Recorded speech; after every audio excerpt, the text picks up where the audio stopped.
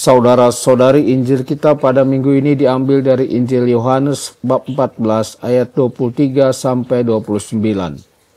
Dalam amanat perpisahannya, Yesus berkata kepada murid-muridnya, "Jika seseorang mengasihi aku, ia akan menuruti firman-Ku. Bapa-Ku akan mengasihi dia. Kami akan datang kepadanya dan tinggal bersama-sama dengan dia.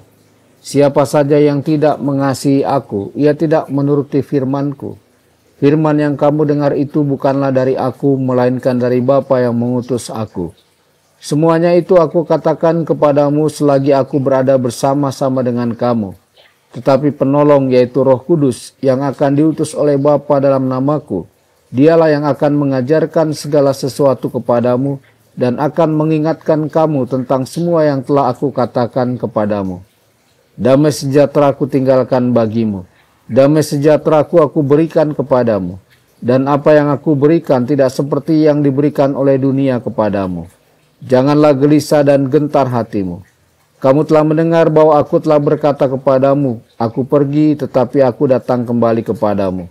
Sekiranya kamu mengasihi aku, kamu tentu akan bersuka cita karena aku pergi kepada Bapa-Ku, sebab Bapa lebih besar daripada aku. Sekarang juga aku mengatakannya kepadamu sebelum hal itu terjadi, supaya apabila hal itu terjadi, kamu percaya." Demikianlah sabda Tuhan. Terpujilah Kristus.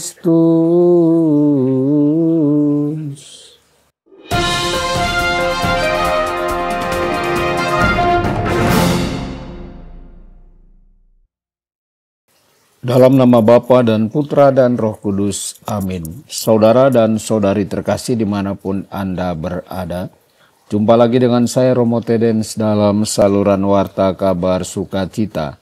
Semoga Anda semua dimanapun berada senantiasa dalam keadaan sehat dan bahagia. Jalan hidup seorang Kristen bisa jadi sulit, penuh dengan keraguan, pertanyaan, pengorbanan, dan penganiayaan.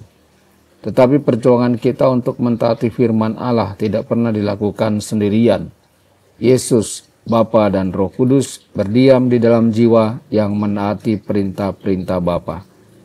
Berdiamnya Tritunggal ini membawa karunia-karunia yang unik dan indah, yakni hikmat, pengertian, nasihat, ketabahan, pengetahuan, kesalehan, dan takut akan Tuhan. Hal ini adalah realitas spiritual yang tidak terlihat seperti pendampingan manusia, tetapi jauh lebih kuat. Santa Teresa dari Avila memberikan dorongan ini. Saya hanya memohon kepada Anda untuk mengujinya dengan ingatan batin, bahkan dengan sedikit kesulitan.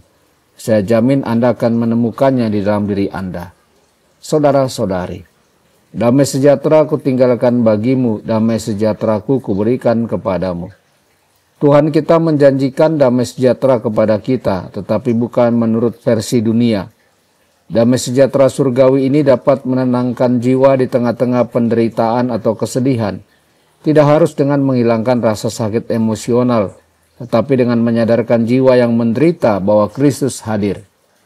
Merasakan kedekatannya, cinta dan kasih sayangnya kepada kita, dan belas kasihannya terhadap kesedihan dan rasa sakit kita adalah obat yang tidak dapat ditandingi oleh obat manusia.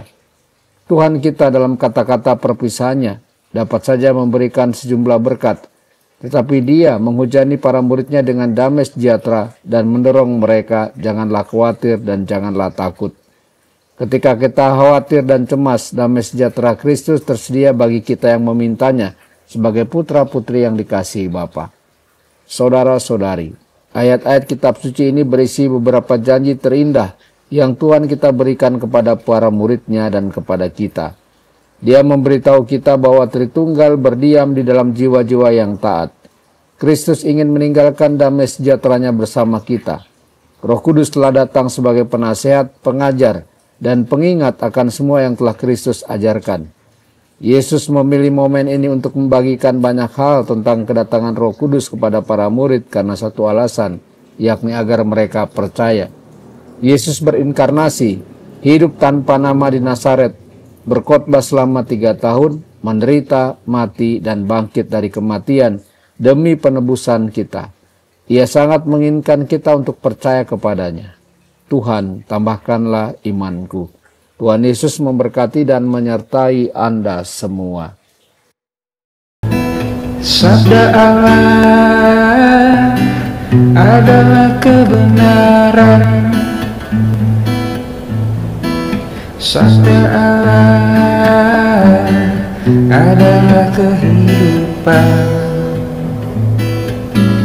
Mari kita mencintainya, mari kita menghayatinya. Ya Tuhan yang ku muliakan, sabda